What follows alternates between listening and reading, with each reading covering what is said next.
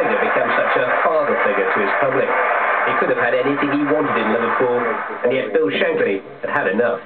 It is with great regret that I, as chairman of Liverpool Football Club, have to inform you that Mr. Shankly has intimated that he wishes to retire from active participation in league football, and the board has, with extreme reluctance, accepted his decision. I would like at this stage to place on record the board's great appreciation of Mr. Shankly's magnificent achievements over the period of his managership. Meanwhile, Mr. Shankly has agreed to give every assistance to the club for as long as necessary. How do you feel about the news today? What's the news? Shankly's retired. What? I did it. How do you feel about it? Yeah, it's news. I'm kidding you, no? I'm not kidding you. Shankly is actually retired today. He wants to rest. He's leaving. He's leaving. Mr. Ford's retired as well. Yeah. I'm deadly serious. He wants to rest. He's getting out of the game. Yeah, I know, yeah. He's sick. He must be sick. He's not sick. No, he said he gets very tired. The pressures are great. He wants to rest. Well, this is not a favour. No, he did. It was announced at 12 o'clock. On the wireless? On the wire at 12 o'clock. I just been at the press conference where he announced we were finishing. It's true. I swear it's the truth. Honestly, I'm not joking. It's real. When did he retire? Today. He retired. He's finished today. Bill Shankly's retired. He's finished. A bit of a shock to me. How do you feel? You haven't been honest. No, I'm not having one. I've just been to Anfield, honest. You said?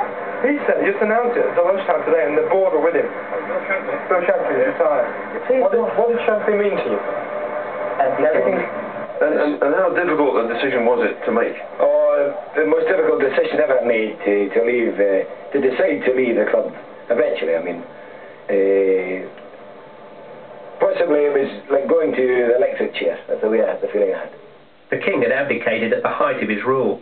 Liverpool said its fond farewells to the head of its royal family.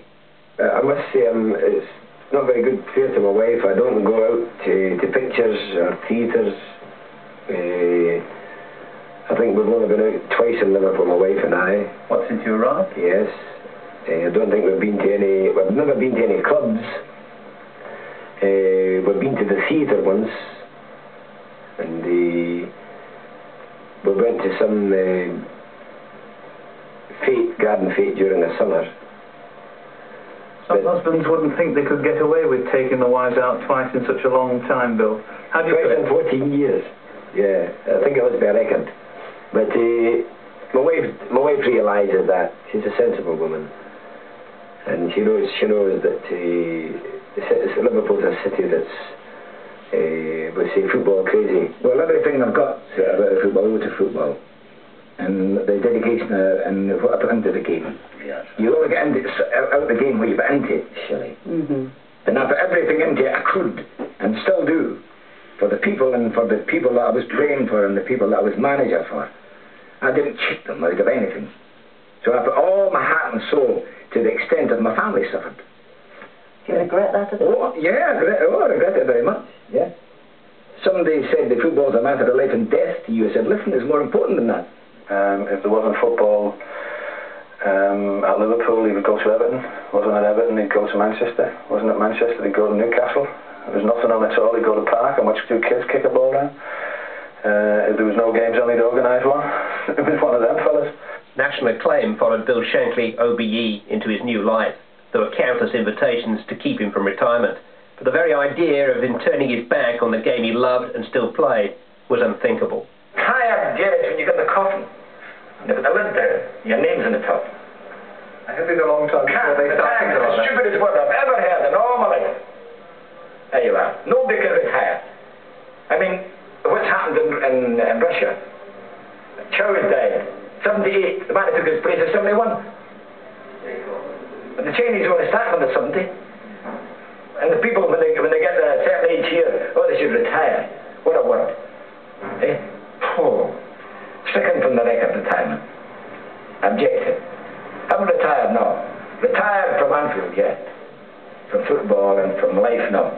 On the 29th of September 1982, he finally retired from life.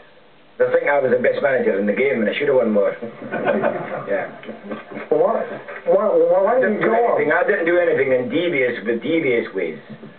I mean, I would fight you and I would break my wife's leg if I played against her. But I wouldn't cheat her. Fear was a word he didn't know. Respect, yes, but not fear. Didn't exist in his vocabulary. If you can't make decisions at this game, you can't make decisions in life, you're a bloody menace. You're better to go and be an MP then. If I could sum him up, I would call him Mr. Liverpool and leave it at that, because, you know, I don't think you can change the name of the club at this stage when it came to Shankly United. Oh, yes!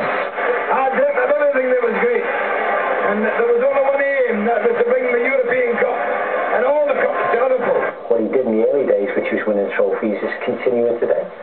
Few things have changed in the way of players and everything, but the basics are still there. From what he laid down, the foundations, is everything to do with this football club.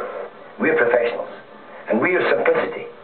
I won't come onto the television and speak or write about anything and say words this length that only half the people listening understand. In our language, there's words that have similarity. They can, you know, they're spelled differently, but they mean the same thing. And there's words that mean the same thing, but the big men use these words, knowing full well that maybe 10% of the viewers will only understand what it means. Well, we don't. We speak the language that everybody understands. Instead of me saying somebody was avaricious, I would say he was bloody greedy.